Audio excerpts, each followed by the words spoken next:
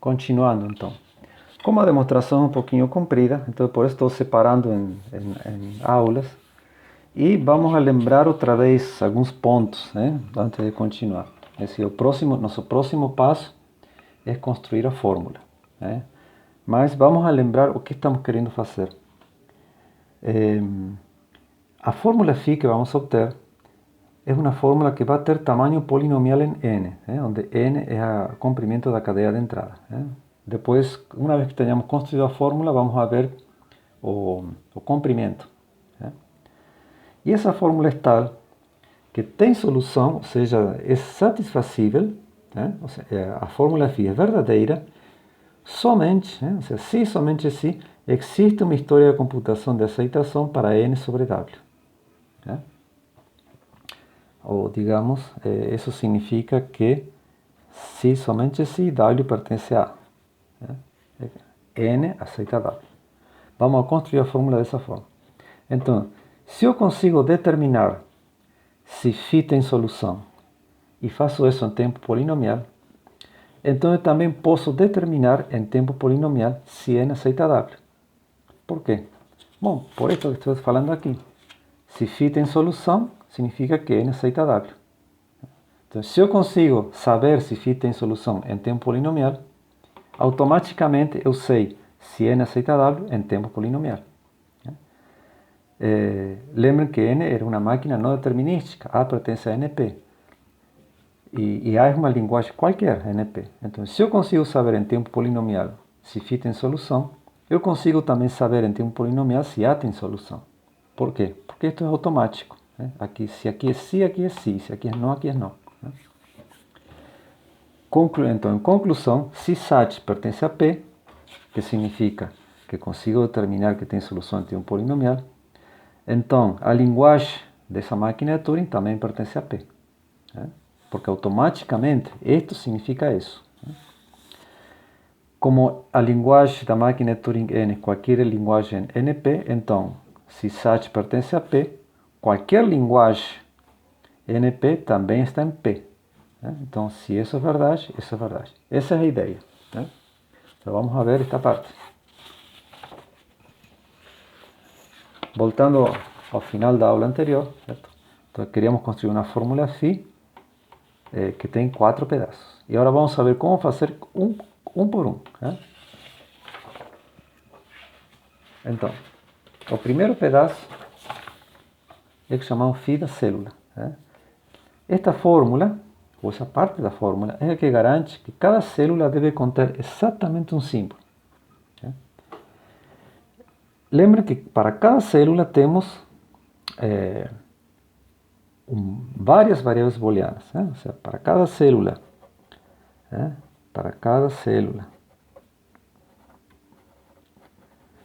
I, J, temos variáveis booleanas desta forma, x e JA, onde este A é algum símbolo do alfabeto de fita, união, conjunto de estados, união, cerquilha. E de forma tal que esta variável booleana é sum, se somente se a célula IJ contém a variável A. Então, agora pegamos, fazemos a disjunção de todas as variáveis booleanas associadas à célula IJ. Ou seja, isto aqui seria, isto que eu fiz aqui, seria, por exemplo, XIJA,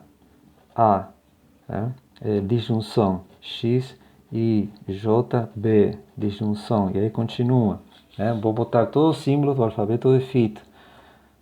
Vou ter IJ branco, disjunção. Depois tenho os estados, IJ que é 0, e blá blá blá. Assim continua, certo?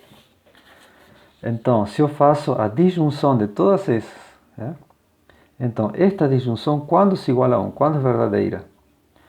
Quando pelo menos uma das variáveis é 1. Então, para que isto seja verdade, eu sei que alguma variável deve ser 1. Isso significa que a célula deve conter algum símbolo. Então, esta parte me diz que a a célula vai conter algum símbolo. É verdadeira se pelo menos uma das variáveis é 1. E quando uma das variáveis é 1, quando o símbolo correspondente a essa variável está nessa célula. Agora, adicionamos também esta outra parte.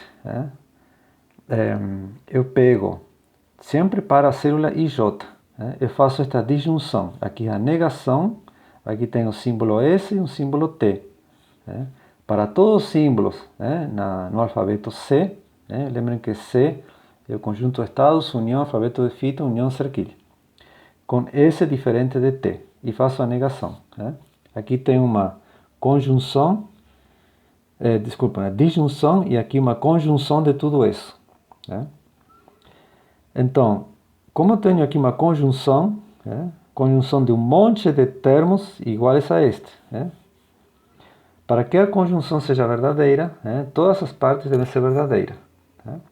Aqui vou ter, por exemplo, x, i, j, a negado, disjunção x, i, j, b negado, conjunção alguma outra coisa, conjunção alguma outra coisa, e assim continua. Então, isto que está aqui é verdade se todas elas são verdades. E para que isto seja verdade, algum dos dois tem que ser igual a 1. Algum dos dois tem que ser igual a 1. Se isto, x, ijs e x, ijt são ambos iguais a 1, as negações são ambas iguais a 0. Nesse caso aqui é falso. Então, isto que está aqui é igual a 1 se pelo menos uma delas é igual a 0. De forma tal que a negação seja igual a 1. Ou seja, em outras palavras, o que não pode acontecer é que ambas variáveis booleanas sejam verdadeiras, porque se ambas são verdadeiras, as negações são falsas. E aqui isto vai ser falso nesse caso. Então, isto garante que nunca vou ter um par de variáveis ambas verdadeiras. Porque se isso acontece, aqui vai dar falso e toda a conjunção vai ser falsa. Isto garante, repetindo, que nunca vou ter um par de variáveis ambas verdadeiras ao mesmo tempo. Verdadeiro significa que tenho esse símbolo na célula. Então, isto garante que nunca vou ter dois símbolos na mesma célula. Porque se eu tivesse dois símbolos na mesma célula, ambas variáveis seriam verdadeiras, as negações são falsas, a disjunção é falsa e tudo isto que está aqui é falso. Então, esta parte da fórmula é verdadeira se somente se existe, no máximo, um único símbolo na fita. Então, esta parte me garante que tem que haver pelo menos um símbolo na fita. E esta parte me garante que tem que haver, no máximo, um símbolo na fita. Agora fazemos a conjunção das duas coisas. Garantimos que existe pelo menos um símbolo na fita e que não existe mais que um símbolo na fita. Isto sempre para uma mesma célula, para a célula IJ. Notem que aqui estamos variando somente o símbolo S ou o símbolo T, mas IJ é o mesmo. Então, isto é para uma célula IJ. A fórmula é igual a 1 se uma variável é igual a 1 e todas as outras são 0. E agora estendemos isso para todas as células. Então eu peguei a fórmula que eu tinha antes e eu quero que isso seja verdade para absolutamente todas as células do tabuleiro. Então eu faço uma nova conjunção aqui fora, onde agora sim I e J variam entre 1 e n elevado a k. E essa é o φ de célula. Repetindo, esta parte garante que tenho pelo menos um símbolo em cada célula. Esta parte garante que não tenho mais que um símbolo em cada célula. E faço uma conjunção para garantir que isso seja verdade em todas as células do tabuleiro. Agora vamos à segunda parte, que é início, φ início. Φ início é a parte da fórmula que garante que a primeira linha contém a configuração inicial.